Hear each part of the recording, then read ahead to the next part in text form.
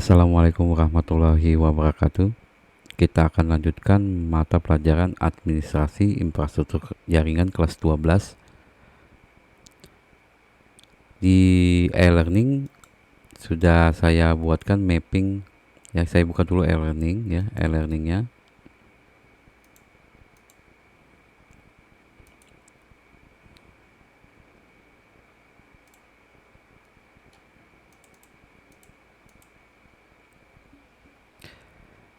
Oke, di sini mapping belajar praktek router mikrotik mandiri di rumah menggunakan laptop atau PC.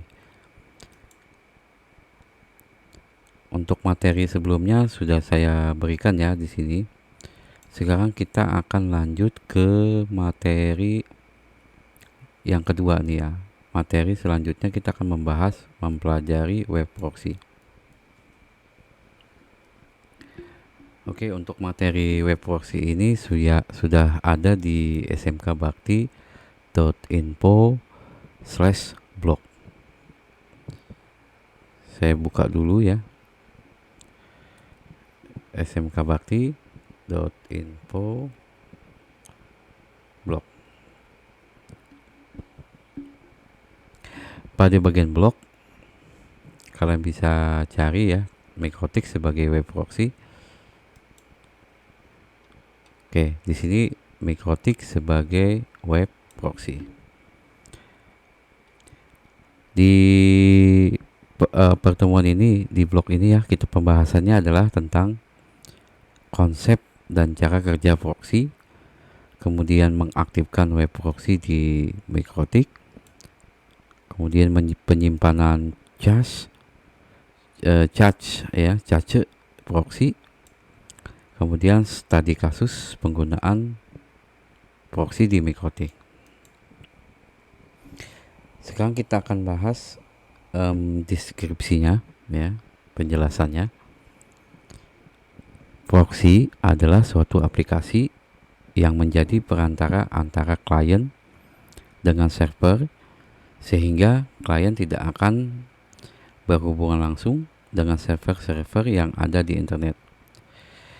Mikrotik memiliki fitur web proxy yang bisa digunakan sebagai proxy server yang nantinya akan menjadi perantara antara browser user dengan web server di internet. Untuk gambaran ilustrasinya seperti gambar di sini ya. Jadi klien ya melakukan browsing di browsernya, kemudian meminta request ke web server di sini ya.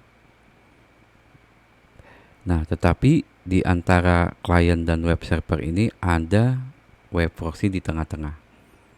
Jadi ketika kita melakukan request ke web server yang ada di internet, contohnya websitenya detik.com, Facebook, Twitter, ataupun yang lainnya di internet, maka request itu diarahkan dulu ke web proxy.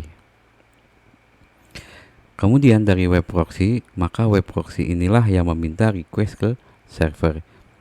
Setelah didapat, maka web server akan memberikan ke web proxy dan web proxy akan memberikan ke host atau klien. Seperti itu ya. Nah, konsep kita akan bahas lagi ya, konsep dan cara kerja proxy. Kalau kita lihat di sini ada internet, di sini ada router, kemudian dibagi lagi ke suite. Ketika user meminta kan masuk ke suite, kemudian ke router. Di dalam router ini ada web proxy-nya. Untuk Mikrotik ada web proxy internal. Nah, yang meminta request adalah si router ini. Kita akan pahami dulu konsepnya ya dan cara kerja proxy. Oke, yang pertama, secara umum arti dari proxy adalah sebuah komputer atau program komputer yang dapat bertindak sebagai komputer lainnya untuk melakukan request terhadap konten dari internet atau intranet. Dengan kata lain, proxy merupakan sebuah media keamanan bagi akses jaringan internet kita. Jadi apapun yang terjadi yang berhubungan pertama kali adalah si web proxy. Oke, selanjutnya terdapat beberapa tipe proxy ya, diantaranya SSL proxy, web proxy, intercepting, intercepting proxy ya, reverse proxy, dan lain-lain. Oke, setiap tipe proxy memiliki fungsi masing-masing. Nah, kali ini kita akan membahas salah satu proxy yang merupakan fitur dari router OS Mikotik, yaitu web proxy. Oke, sekarang kita lihat ilustrasi cara kerja proxy. Yang pertama, komputer klien mengakses internet, misalnya mengunjungi website tertentu seperti google.com. Jadi dari sini minta request. Ini ya, tanda panahnya ke atas. Maka si web proxy juga yang memberikan ke klien. Yang kedua, maka klien tidaklah langsung menuju ke Google tersebut, namun PC klien harus pergi dulu ke proxy server tersebut. Apakah proxy tersebut mempunyai cache ya dari website Google? Jadi apakah server web proxy ini sudah pernah meminta request ke Google? Nah, kalau sudah pernah minta ke Google, maka si web proxy tidak meminta lagi ke internet, tetapi memberikan cache atau cache yang ada di web proxy ini memberikan ke klien ya. Nanti kita akan lihat keuntungan menggunakan web proxy ini dan kerugiannya.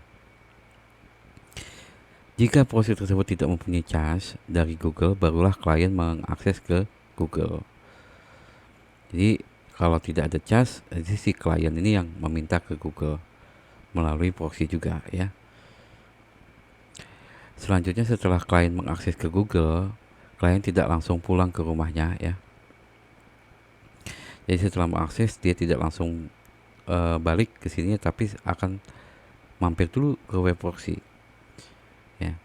Tidak langsung ke rumahnya atau PC ya, namun dia harus mampir terlebih dahulu ke proxy server tersebut untuk menyimpan cache yang sudah diakses ke Google, barulah klien bisa sampai ke tujuannya.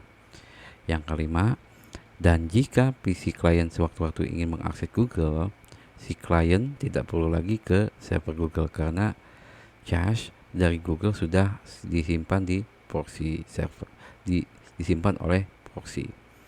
Jadi jejak dari klien yang meminta ke Google tadi itu akan disimpan di web proxy. Jadi ketika meminta lagi yang kedua kali, tidak perlu lagi meminta ke sini, cukup meminta yang ada di web proxy. Nah, sekarang kita akan bahas keuntungan menggunakan proxy. Yang pertama, proxy menghemat penggunaan bandwidth. Oke, ya. Yang kedua, proxy mempercepat akses ke suatu website. Yang ketiga, proxy dapat membatasi akses ke suatu website, contoh memblok situs-situs. Yang keempat, dapat mengatur kecepatan bandwidth klien. Dan yang kelima, dapat membatasi mendownload file tertentu, contoh membuat larangan untuk mendownload format tertentu. Ya. Kekurangannya, yang ada dua di sini kekurangannya, yaitu yang pertama, pengaksesan terhadap situs yang belum pernah dibuka sebelumnya akan menjadi lebih lambat karena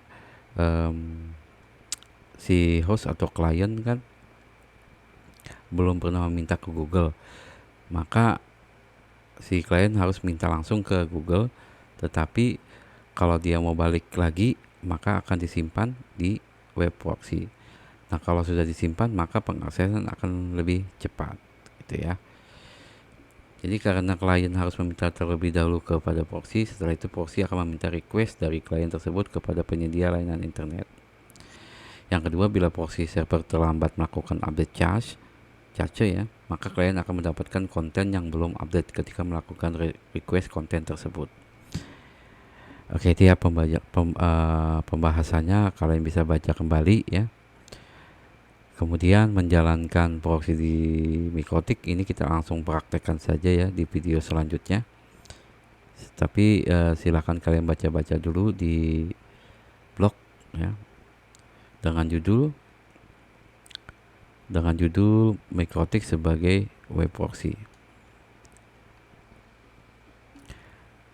Nah, ini menjalankannya ini cara-caranya seperti ini ya.